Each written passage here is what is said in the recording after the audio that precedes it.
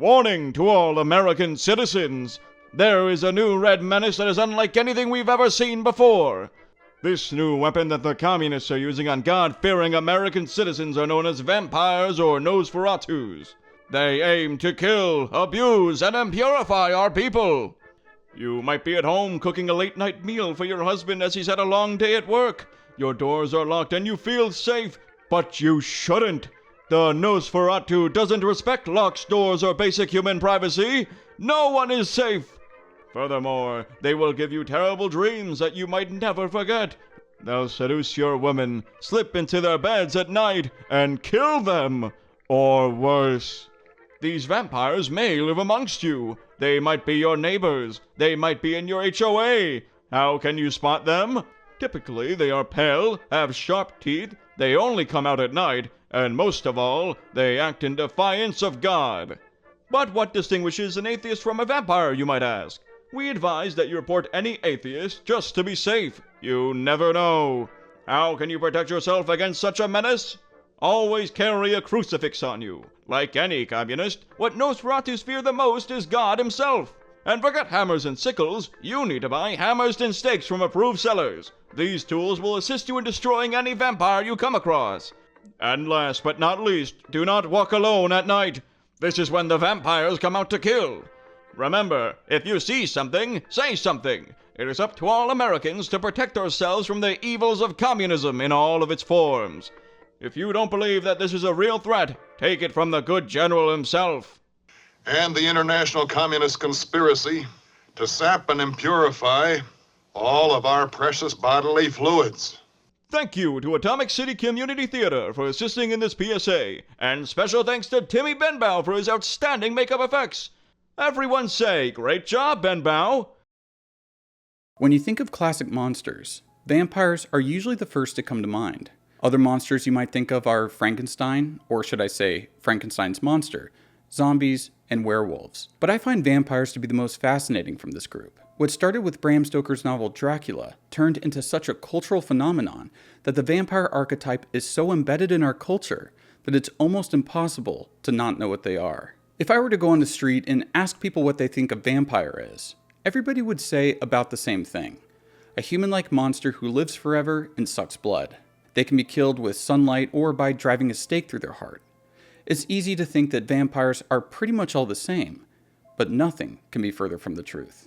Just in the last 100 years or so, we've seen countless iterations of the vampire archetype. Count Dracula in Stoker's novel is a take on Vlad Tepes, also known as Vlad the Impaler, the infamous Prince of Wallachia, who really liked to impale people and is estimated to have killed around 100,000 people. He executed people for a number of reasons, whether it was for nationalistic purposes, to enforce law and order, to make a show of how he defeated Wallachia's enemies, or to keep the boyars, aka the aristocrats, under his control. He wouldn't just impale people though, he would often maim them. Sometimes he would cut off body parts, such as the genitals of adulterous women, and he was known to impale both mother and child on the same stake.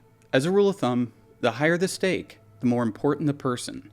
If a family member of yours was impaled and you tried to take their body off the stake to give them a proper burial, well then, you might just find yourself on a stake the very next day.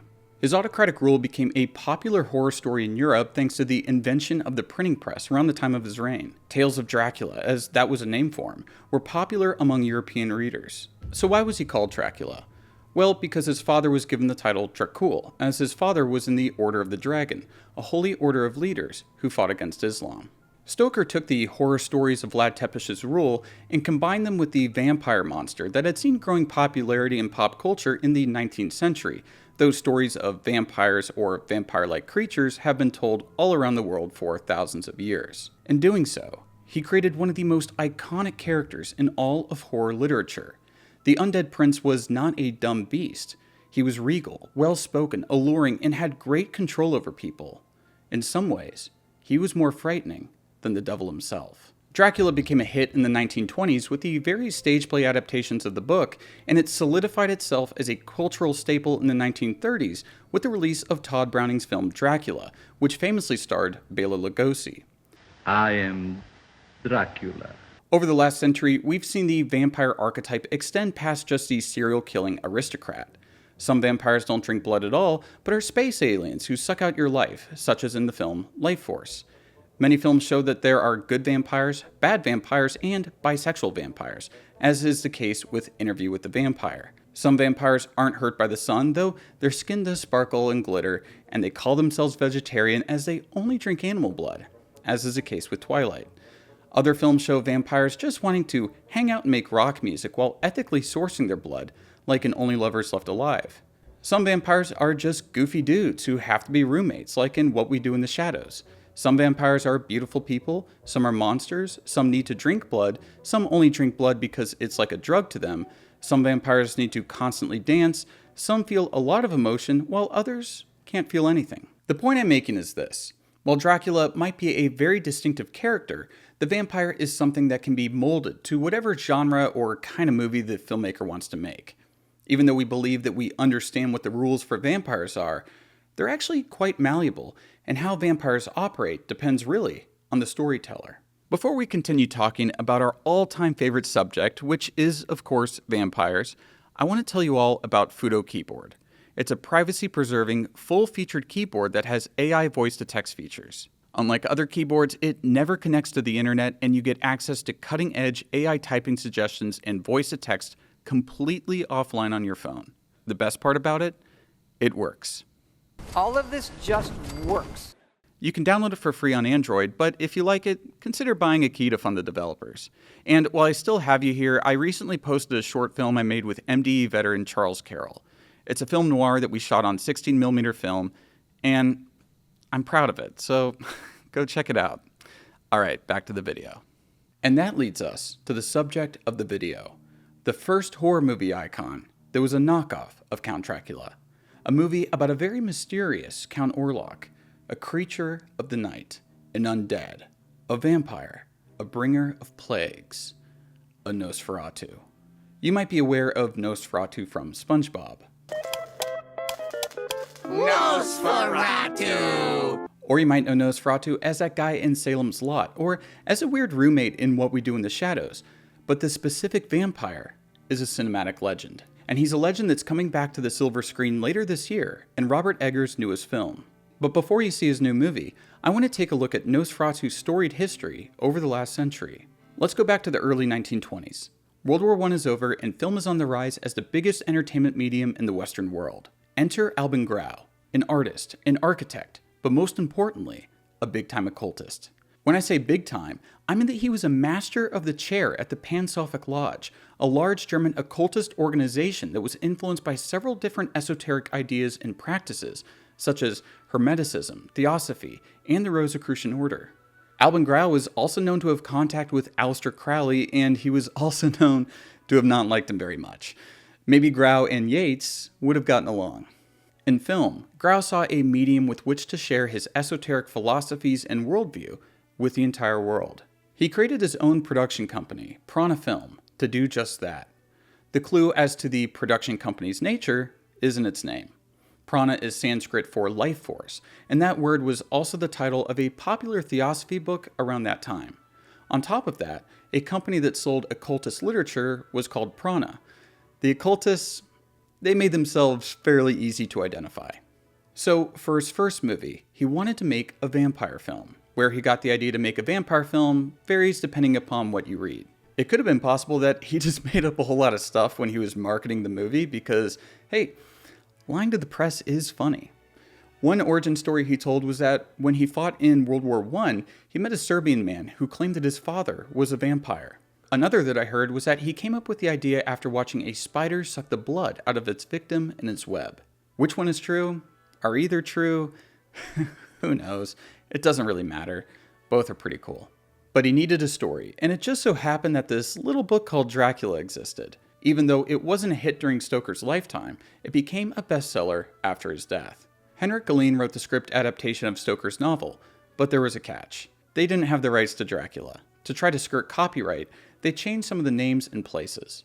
Count Dracula became Count Orlok, Harker became Hutter, and his home was changed from England to Germany. There were some other small changes made, but the biggest change was to the vampire himself. In the book, Stoker describes Dracula as such. His face was a very strong, aquiline, with high bridge of the thin nose and peculiarly arched nostrils, with lofty domed forehead and hair growing scantily round the temples, but profusely elsewhere. His eyebrows were very massive, almost meeting over the nose, and with bushy hair that seemed to curl in its own profusion. The mouth, so far as I could see it under the heavy mustache, was fixed and rather cruel looking. He goes on to explain the Count's appearance in more detail, noting his sharp teeth, his long mustache, his pallid complexion, his Giga Chad-type jawline, and the fact that the palms of his hands were hairy. Take a look at Count Orlok. Does that describe him at all? I mean, Dracula has tons of hair, and Orlok is full Norwood. Who I believe Stoker is describing is none other than Vlad the Impaler, imagined as a very old man. But the differences don't stop there. Dracula has sharp canine teeth, whereas Orlok possesses something like rat teeth or spider fangs. Orlok's fingers are also much longer, made to look spidery, whereas Stoker describes Dracula as having broad, squat fingers. Orlok is more outwardly a monster than Dracula. Dracula at least looks like a person of noble birth, and I guess Orlok might look like an aristocratic person, but after many generations of inbreeding. Their personalities are also quite different. Dracula in the book loves to yap, whereas Orlok is much more introverted and socially awkward. That's not to say that Orlok and Hutter don't talk, but Orlok's body language is definitely not inviting, though how can it be when he looks like that? I also want to point out that Dracula has a harem of vampire ladies in his castle, while Orlok lives alone and ends up obsessing over a woman who lives in a different country. Needless to say, Orlok is basically the incel variant of Dracula. Lastly, let's talk about their origins. Dracula claims to be a boyar, a high-ranking Eastern European noble. He's a man who became a vampire. Nosferatu's origin is quite different. Orlok was created by Belial. Interpretations of who or what Belial is vary, but some accounts say that he's a prince of hell, wickedness itself, a lover of carnal pleasures. Basically, he's a pretty sinful guy. That explains why Nosferatu appears less human and more demonic. Perhaps he's much older than the other count, maybe by quite a lot. To me, he feels like an ancient evil, a creature of the night who has stalked the earth and caused the deaths of many people for millennia. So who or what was Orlok based on? Grau is a fan of German illustrator Humensteiner Prague and drew a lot of inspiration from his illustrations for the book Der Golem. The design of the golem served as a kind of foundation for the design of Grau's Nosferatu. And since Grau is an artist himself, he came up with most of the sets, character designs, costume designs, and drew many of the other work associated with the film, including the film advertisements.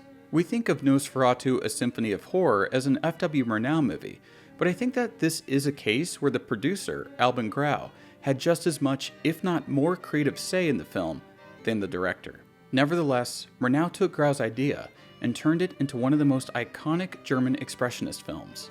I'd go as far as to say that it's one of the most iconic movies of all time. The sets, the lighting, the use of shadows, the effects, everything is great. If you haven't seen the film yet, what are you doing here? It's literally free to watch. I'll break down the story for you here. Hutter, who works in real estate, learns of a client in Transylvania named Count Orlok, who wishes to buy a piece of property near Hutter's home. He travels to Transylvania to seal the deal, only to find out that Count Orlok is not what he expected. He does have him sign the contract, and I want to pause here to have you look at the contract. It doesn't have any real words on it, but rather a bunch of occultist symbols, suggesting that the pact they're making is not some normal contract, but something more akin to dark sorcery. That's Grau's influence right there. Orlok sees a photo of Hutter's wife, and he notes that she has a beautiful neck, which is something that normal people definitely say about women. And that pretty much helps Orlok make up his mind. He signs the contract and soon after departs to Wismar with his many coffins, but not before creeping into Hutter's bedroom and giving him a little vampire's kiss on the neck. This scene sets up a psychic connection between Hutter's wife, Ellen, and Orlok and Hutter. Due to some mystical reason, there's some long-distance psychic entangling between Hutter, Ellen, and Orlok, as Ellen can experience what's happening in Hutter's bedroom, even though she's far away. Now begins a race between Hutter and Orlok. Hutter, ill from the vampire bite, escapes the castle and tries to find his way home. Orlok stows away on a ship, killing people in every port, causing people to think that a new plague is coming to Europe. He eventually also kills everyone on the ship. Hutter does make his way back to Wismar, but Orlok is already there. A plague spreads across the city. Is it a disease, or is it the work of Nosferatu? At any rate, the citizens die en masse, and fear spreads across the town. Orlok finds an accomplice, Herr Nock, who is the real estate agent that sent Hutter to sell the house to Orlok. Everything that has happened has been part of their plan. Desperate to stop the death and save her husband, Ellen reads Hutter's book about vampires and sees that if a pure-hearted woman can keep a vampire up until the cock crows, the Nosferatu will die. And so she sacrifices herself to Orlok, letting him suck her blood in her bedroom until the sun rises. The sun rays shoot through the windows and disintegrate the vampire. Ellen then dies in Hutter's arms, but the menace has been destroyed. It's a bittersweet ending that showcases a pure and sacrificial form of love. That's also where we get the idea that sunlight destroys vampires. Though, if you watch the black and white version of the movie, Nosferatu's death might confuse you a little bit. Film was slow back then, and the budget was low, so they had to film Orlok's exterior scenes during the day. They tinted the film blue to make it appear as night, but some copies are the original black and white, so you can clearly see that he's just walking around in the daytime. It actually confused me a little bit because the non-tinted print was the first version of the film that I saw. Looking at the story of the film, it is pretty similar to Stoker's Dracula. I thought it was a nice touch that they added diary entries and letters into the film, as the novel is written as a collection of diary entries and letters. It doesn't have Van Helsing hunting the vampire down or a number of other things from the book, but it's easy to see that this is basically a knockoff of the famous novel. They even credit Stoker's Dracula in the opening credits, claiming that it was freely composed by Henrik Galeen. But guys and girls, let me tell you something. Crediting the source material doesn't mean you have the right to adapt it. After Nosferatu's release in 1922, Bram Stoker's widow, Florence Stoker, wasn't too pleased with these Germans making an unofficial adaptation of her late husband's work, so she sued Prana Films for copyright infringement.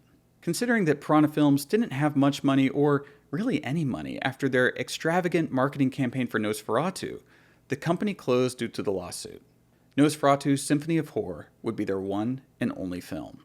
They ended up losing the lawsuit in 1925, and the judge ordered all copies of Nosferatu to be destroyed. Thankfully, there were so many prints in circulation by that point, so we can still watch the film today. But think, it's very possible that this absolute masterpiece might have been lost to time, like so many other silent films from that era. Evidently, their attempts to skirt copyright didn't work. Though, considering that they did credit Stoker's book, were they actually trying to avoid copyright laws, or were the changes in the film made to make the film appeal more to German audiences? Nosferatu would go on to have quite the cultural legacy, and with that, debates on what it was trying to say. On the surface level, it's a horror film about how greed unleashes a great evil, and a good woman's sacrifice that she makes out of pure love is what ultimately defeats that evil. I think that this is a valid interpretation of the movie, but there are definitely other points of view. One interpretation I've seen quite a lot is that Nosferatu contained strong anti-Semitic undercurrents. There has been a long debate as to whether vampires are Christian-created monsters meant to other the Jews, or rather, the kind of vampires that emerged in fiction and folktales in the last few hundred years. The other factor here is that many people see Orlok himself as a Jewish stereotype. He has a big nose, and he's associated with rats and disease. And to give some context here, Jews were often blamed for plague outbreaks in Europe in the Middle Ages and beyond. Considering that Nosferatu released only a couple years after the Spanish flu pandemic, German audiences at the time might have read Nosferatu as being an anti-Jewish film. At any rate, it is a movie about a foreign evil other moving to the main character's idyllic homeland and bringing with him death and disease. Still, others have completely opposing interpretations. Some see it as a warning against megalomaniacs, as they only bring with them death and destruction. In this case, the viewers interpret it as an early warning against something like the Nazi Party. From the book From Caligari to Hitler, a major film theory book written by Siegfried Idyll, one group specialized in the depiction of tyrants. In this film type, the Germans of the time, a people still unbalanced, still free to choose its regime, nursed no illusions about the possible consequences of tyranny. On the contrary, they indulged in detailing its crimes and the sufferings it inflicted. Was their imagination kindled by the fear of Bolshevism? Or did they call upon these frightful visions to exercise lusts which, they sensed, were their own, and now threatened to possess them? The horrors Nosferatu spreads are caused by a vampire identified with pestilence. Does he embody the pestilence, or is its image evoked to characterize him? He is a bloodthirsty, blood-sucking tyrant figure, looming in those regions where myths and fairy tales meet. It is highly significant that during this period, German imagination, regardless of its starting point, always gravitated toward such figures, as if under the compulsion of hate-love. How do you interpret this movie? Do you agree with Roy Ashbury that to read anti-Semitism in Nosferatu is to claim that the film is a work of evil genius? Do you think that these arguments even hold up? I'd like to hear what you think in the comments below. For me personally, I didn't pick up on anything anti-Semitic whenever I watched the film, and I have seen it many times. Maybe that's just because I'm watching the movie 100 years later in America, and so I don't have the same mindset as the people in Weimar Germany. But I also think that back then, their readings of the movie would vary. Considering that Murnau was not a Nazi and died in California in 1931, and that Grau's artistic inspiration was from Hugo Steiner Prague, a Jewish-born man who was persecuted by the Nazis, I just don't think that the filmmakers themselves were anti-Semitic. But if you believe in death of the author, then this last point doesn't matter.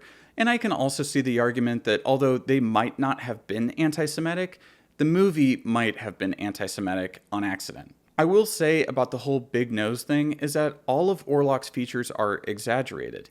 He's got big pointy ears, super long fingers, huge bushy eyebrows, and he's very tall. I can understand why people see this as a stereotype, but I also think that there's an argument that he's just heavily stylized to fit the vibe of the film. That's what I love about great films. They can garner wildly different and sometimes contradictory readings from people.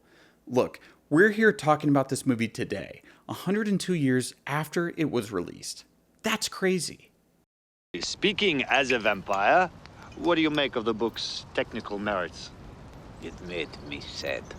In the year 2000, 78 years after Nosferatu's release, E. Elias Merich released a film that expanded on the lore surrounding the making of Murnau's Nosferatu film called Shadow of the Vampire. John Malkovich plays as Murnau, Udo Kier plays as Albin Grau, and Willem Dafoe plays as Max Schreck. However, you might think that this is just another backstage film about a famous movie being made, like RKO 281, but Merich turns the production of Nosferatu into a horror film, as the story is that Max Schreck is actually a vampire, and that he made a deal with Murnau. That deal was that he could be in the film as long as he could have Greta Schroeder. People in the production start to die, and Murnau realizes that he needs to destroy this Nosferatu. It blends fantasy with fiction in a pretty fun and meta way, making the movie it's about feel scarier. What if Max Schreck was actually a vampire? People had theorized that Schreck might have been a real vampire because his performance was so good, but I hate to break it to you guys, Schreck was not a vampire. He was an actor. That might be worse. The film shocked me in a couple different ways. For one, the guy who directed it is the same guy who directed that disturbing experimental film called Begotten. You know, the movie your edgy friend might put on at the end of a party. The other shock was that Willem Dafoe received an Oscar nomination for his role as Schreck. I mean, he gave a great performance. He is Willem Dafoe, so, that goes without saying. But this is the only time anyone's ever been nominated for an Academy Award for the portrayal of a vampire. I think this says more about the Academy's aversion to horror cinema than to the quality of the actors who portray these undead bloodsuckers. That leads us to Werner Herzog's remake of the classic Murnau film. In 1979, Herzog released Nosferatu the Vampyre. It's not a straight remake though, it's more of a blend of the original film, Stoker's novel, and Herzog's own original ideas. The reason he remade Nosferatu is because he saw it as the greatest German film of all time. But why remake a movie that's already great? Well, Herzog said that his generation of filmmakers was a fatherless one. They had lost their fathers in World War II, either because they died or fled the country, or because they became puppets of the autocratic state. His purpose in remaking Nosferatu was to provide a link in German film and culture to who he called his grandfathers. His film would provide a bridge between the German expressionists of the 1920s and the filmmakers of the new German cinema in the 1970s. That's not to say that it's a shot-for-shot remake. Far from it. It's most definitely a Herzog film, from its extensive use of handheld camera shots to the inclusion of many non-actors. And although it starts out feeling like the same story, we quickly realize that this is not at all the same film. The obvious changes are that the characters now have names from the Dracula novel. The Nosferatu is no longer Count Orlok, but Count Dracula. He's not the Dracula of the book, though, but that's not to say that he's the same vampire that Murnau and Shrek conjured onto the screen. Dracula, played by Klaus Kinski, and I want to say really fast that everyone on the crew was against Kinski's casting. If you know anything about him, you'll know why. Anyways, he's not as much of a demon or a true monster in this film. His curse torments him. Being a vampire means that he has to live eternally on this earth. But if you think about immortality, it's a lonely existence. Centuries pass by in loneliness. Time becomes meaningless. Centuries come and go. To be unable to grow old is terrible. Not to mention the fact that wherever he goes, death follows. When he arrives in Harker's town, thousands of rats swarm the city. In the 1922 version of the movie, it's up to interpretation whether the plague is actually the plague, or if it's just Count Orlok feeding off of people. In Herzog's remake, it's clearly the Black Death. So wherever he goes, everyone around him dies. He's doomed to spend an eternity completely alone. We get that from just how he acts. He's evil, yes, but he's also sensitive, and Kinski doesn't chew the scenery at all. That wasn't Kinski's choice. Herzog wanted him to give a subtle and nuanced performance, but Kinski wanted to go all out as a vampire. They would yell and scream at each other for hours until Kinski was too tired to give a big performance, at which point Herzog would roll the camera. His performance adds a new depth to the relationship between Dracula and Lucy. He wants to engage in real human emotions in events like love and death, but he can't. I wish I could partake of the love which is between you and Jonathan. With Lucy, he might finally be able to feel love. He does feel loved by her, even if it's just a ruse. The scene in which he bites her neck is also a lot more erotic than the original, but that's to be expected. It feels like a lovemaking scene, not a murder scene. Really, biting her neck and sucking her blood is the closest that this Dracula can get to sex. Let's circle back to the plague. Herzog evokes medieval Europe in this film. We see men carry lines of black coffins through the town square and the streets, and later, we experience what I think is the most eerie scene in the whole movie. The townspeople, surrounded by rats, dance and celebrate in the square. Everyone looks happy, but they all know that their death will come soon. Ghostly Georgian music plays over the scene. We don't hear anything but the music. It feels like a memory of medieval Europe, history repeating itself. It's a celebration of their own demise, and in turn, their own humanity. A group of people eat a feast at one end of the square. Rats crawl all around them. The film cuts, and the people are gone. Only the rats remain. This scene reminds us that we're not in our reality, but in a reality that Herzog created. Even though the beginning felt like a regular period piece, the more Dracula factors into the narrative, the more dreamlike the film's world becomes. I think that Herzog brings us into this world when Jonathan Harker walks to Dracula's castle. He takes us through these grand landscapes while Wagner plays on the soundtrack. The journey feels like a trek into an unknown world, some kind of mysterious inner landscape. After that trek, we no longer see real people, but a vampire and a violin-playing boy who feels like a ghost, perhaps a previous victim of Dracula. It doesn't quite snap back to reality until Dracula's death, and his death is different in this movie than in the original. The sunlight does kill him, sorta, and blinded and in pain, he writhes on the ground before he stops moving. He looks like a dead spider in the corner of the room. Van Helsing, who in this film is a man of science and doesn't believe in vampires, finally sees the light and drives a stake through Dracula's heart to finish off the monster. In a way, he's giving Dracula the death he wanted, just as Lucy gave him the love he so desired. But this film ends in a very Herzogian fashion. A town official wants to arrest Van Helsing for murder, but all the police are dead. The only person who can arrest him is this small old man. Then you must arrest him yourself. After all, you're a town employee. Then how should I do it? I need arms for it. And since this is a 70s movie, there's no happy ending. Lucy dies, Van Helsing might be going to prison for saving the town, and Jonathan Harker is now a vampire. He was trapped by Lucy as she put a ring of consecrated host around him, but a maid casually sweeps it up, and now he's free. One monster was destroyed, but another was born. In addition to changing the vampire's character, Herzog also expands on the theme of folklore, mysticism, and superstition in an age of science and rationality. Lucy finds that talking to Van Helsing is like talking to a brick wall. Everyone believes that the plague was just naturally brought there, but the only way to stop anything is to reject rationality in favor of what we might call irrationality, though I think it's just a different kind of logical thinking.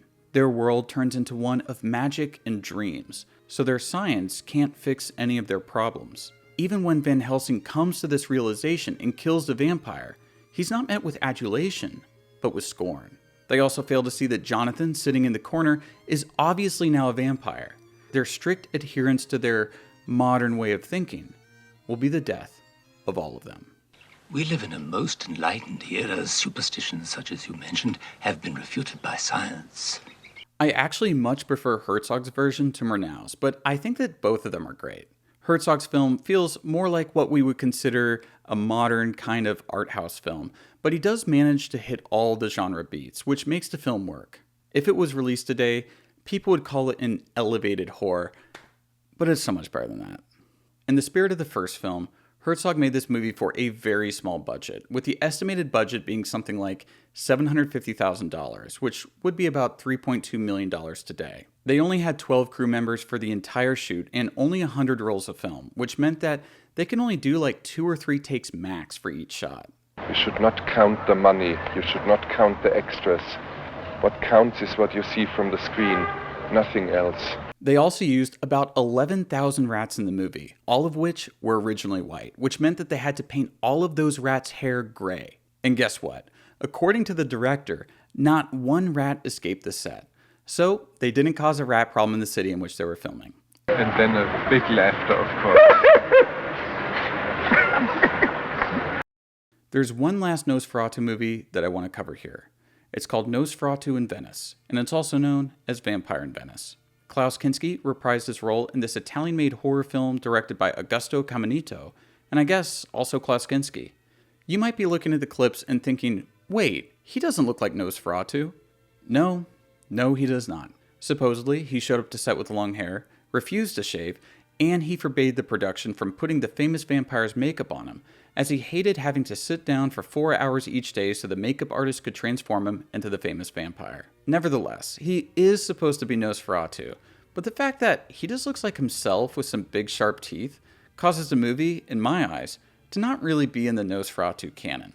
The plot of the film is that a professor travels to Venice to investigate the last known location of Nosferatu. During a seance, he and the family he's working with awaken the sleeping vampire, who returns to Venice and starts causing havoc. Most everyone in the film has the same goal: to kill Nosferatu. Yes, this movie is about Nosferatu just wanting to finally die, and the only way he can achieve real death is by sleeping with a virgin. There happens to be a virgin character, and he sets his sights on her, but the new vampire hunters want to stop him from harming her, and they want to kill him the old-fashioned way. In addition to this change in the vampire lore, crucifixes here hold no power over the vampire in this film. He's a much more powerful vampire here than he was in 1979. Plus, there is some cool world building as a cult exists near his tomb that worships him and wants him to give them the gift of eternal life. This is the man who will make you immortal. I am ready, my lord. However, this movie is a bit of a mess, which isn't a surprise when you read into the production of this movie and see that it was a complete shit show. Nonetheless, it is a pretty mess, but I don't think it's that hard to make a film look pretty when you're filming in Venice. Its aesthetics feel in line with art house films of the time, but it does embrace exploitation elements and is much more sexual than any other Nosferatu movies on the market. There's a caveat to that. I read that some of these sexual scenes were not written as such. They were just meant to be standard vampire murder scenes. Kinski made them sexual without the actress's knowledge or consent. I won't go into details here, but a couple of the scenes in the film portray real sexual assault. He caused at least one actress to leave the set and never come back. What surprises me is that Kinski wasn't arrested or sued, considering that it was all caught on film. I would say that this film is only worth checking out if you're a Kinski completionist or you're just curious about his take on Nosferatu. But it's the kind of film that I watched and honestly forgot most of what happened not long after I saw it. It's one of those movies that's obscure for a reason. E poi l'hanno continuato loro, fra una tirata di coca, una bottiglia di champagne, hanno fatto quella cosa che è venuta fuori, che credo che sia più o meno invedibile, che era Nosferatu a Venezia. And now, we have a new take on Nosferatu coming out later this year by director Robert Eggers. I'm excited to see what he does with it and how the story and characters change in this new movie. He's going back to the character names of Murnau's film, but I think his movie will diverge quite a bit from the original. According to the early reaction to the film, his movie focuses more on the perverted romance between Anna and Orlok, and I've seen the term psychosexual thrown around to describe the movie. I'm not surprised, as vampires are usually erotic creatures, and the story of Nosferatu has major sexual undertones. I think that, like his other movies, Eggers will be a perfectionist when it comes to the historicity of his movie, and he'll probably also incorporate historically accurate vampire folklore into the story. As far as the aesthetic of Eggers' movie, it looks to be much more formally rigorous than Herzog's, and it excites me that he used thousands of candles as lighting sources, which obviously made me think of Kubrick directing Barry Lyndon. But, keeping with the precedent that Herzog set, he utilized many thousands of rats in the film. What's kind of cool is that Willem Dafoe is in this movie as Professor Alban Eberhard von Franz, who he described as a combination of Van Helsing and Alban Grau, the occultist producer of the original film. That means he will have played as both Nosferatu and as the guy who wants to kill Nosferatu. What I'm interested in with his character, though, is how he and Eggers bring Grau's occultist ideas into the movie. What I really enjoy about watching these Nosferatu movies is that even though the characters and the general stories are the same-ish, they mostly just act as a baseline for the filmmakers to truly shine. Nosferatu, A Symphony of Horror, is a work of art by Murnau. Nosferatu the Vampyre is a work of art by Herzog. Let's pray that Eggers' rendition is worthy of its forerunners. If you guys want it, I'll make a review of Eggers' newest film right after it releases. It's one of the only movies I've really been looking forward to this year, so let me know if you want that video in the comments below. I've been the Kino Corner, and I will see you all in the next video.